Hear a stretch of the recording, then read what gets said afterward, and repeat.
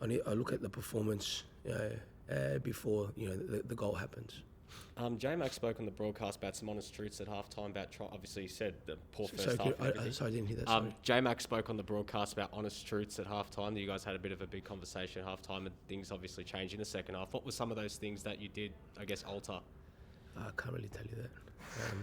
Just know, maybe my voice went up a few decibels.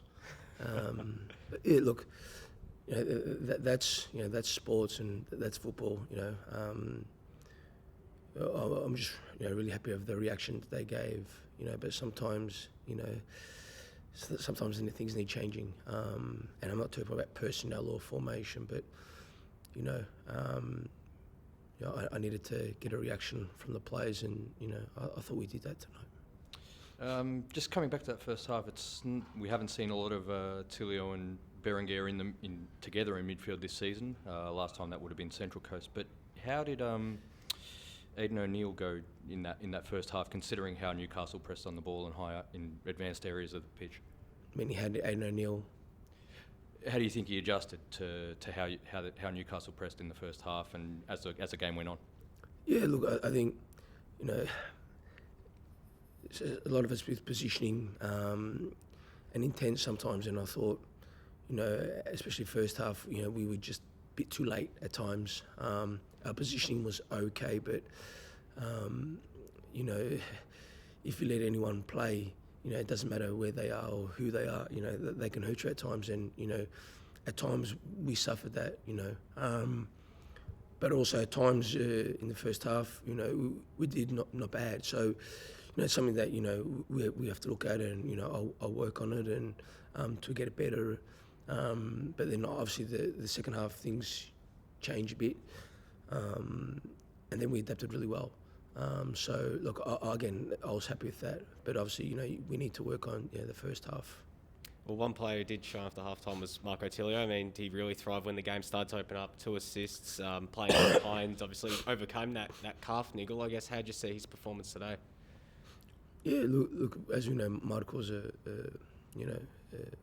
player that obviously needs games to improve, and that's reality.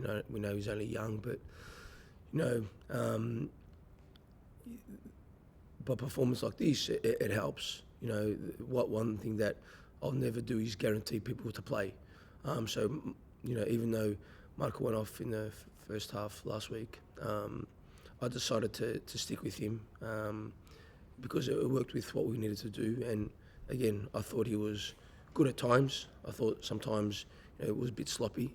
But that's part of the learning. So, part of my job is, if he can play, but I don't guarantee that. But, is to help him and learn, things in different areas, and today, so again, some good things, but some also things that he needs to improve on. But he needs to work. That's the main thing, Too many people, I think, after one game, they put these young players in a bracket.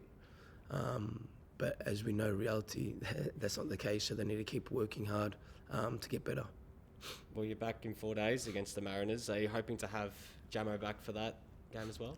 Look, we need to see, I need to speak to the medical staff and see how that goes. But, by all reports, he's been okay thus far. But, again, it's one of those healing processes. So I just need to wait.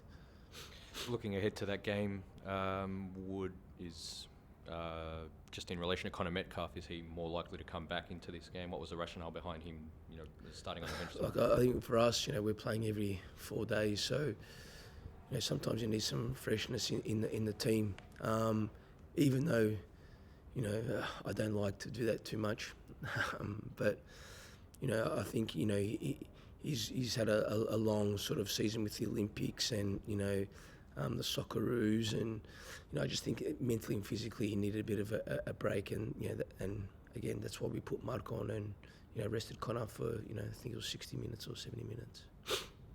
PK, you mentioned how Marco kind of worked with what you wanted to do tonight a bit as well. There was something about what he was going to bring tonight that you were specifically looking for. Was that related to the press that he was providing and kind of to match what Newcastle were doing to you guys? Not really, we look at sort of every player's individual qualities in certain areas of the pitch, and for us in our way, we thought Marco could help in that, in those scenarios, which he did. So look, I don't really look at too much of the opposition in terms of is this player better than that player, because you'll be forever changing, but it was an area where Marco, I want to give Marco an opportunity, and again I thought he did okay tonight. And you mentioned the importance of him playing regularly to improve being such a young player. Does this kind of performance, I guess, make it harder to drop him for the next game? No, it makes it even easier. No one's guaranteed anything, like I said, just because someone's had a good performance, it doesn't mean that they're guaranteed. Look at Marco, he came off last week before half time, but he started. Doesn't mean he had a good game, so we'll see how he pulls up.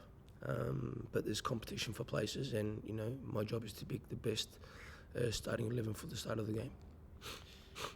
Just coming on to Florent Berenguer, he seemed to give you guys a lot of oxygen in a lot of phases tonight. How important do you think he has been for you guys consistently this season? Yeah, look, I think if you look at Florent's sort of journey, sometimes it takes a bit more longer than others, and I think at the moment it's coming all together. So I'm really happy for him. But again, that only comes through hard work. He works really hard on and off the pitch, and and that's the result. So I'm happy for him, but it's taken 4 years of work, and it's good to see that he's getting rewarded for all that sacrifice and hard work over those years. You talk about reward for sacrifice and hard work and everything else. Connor Metcalf, obviously yesterday, heading off to Germany at the end of the season. I guess just a comment on him and the move, and I guess how good it is for him and his career. Yeah, look, it's great for us in terms of he's been with our young kids, our youth team. He's come through the levels of our academy, and he's done really well to get himself that opportunity. We can help him, and we can push him, but in the day it's up to the individual and the player. So I'm delighted for him. But again, if you look at Connor's sort of career with us, it hasn't all been rosy. I remember in the hub, our first hub, he came back from the Socceroos and didn't play in our team under Eric, but he worked hard in pre-season, and obviously he gave himself the opportunity to maybe one day fulfill a dream, and he's done that, and it's great to be part of that journey. Where that journey will take him, I don't know, but it's good to see someone from our academy come through the ranks and get that chance, and I think it's a good story, because not everyone can go overseas. So people these days think it's easy, but look what Connor's had to go through just to get a chance, and he's not even guaranteed next year to play, but he's giving himself that opportunity, to play, hopefully, in the Bundesliga. But it's great, hopefully to be part of a big journey for him. I'm sure once he leaves here, he'll be telling you all sorts of stuff that I do, but it's you need to push him, because once you go overseas, it's 10 times harder.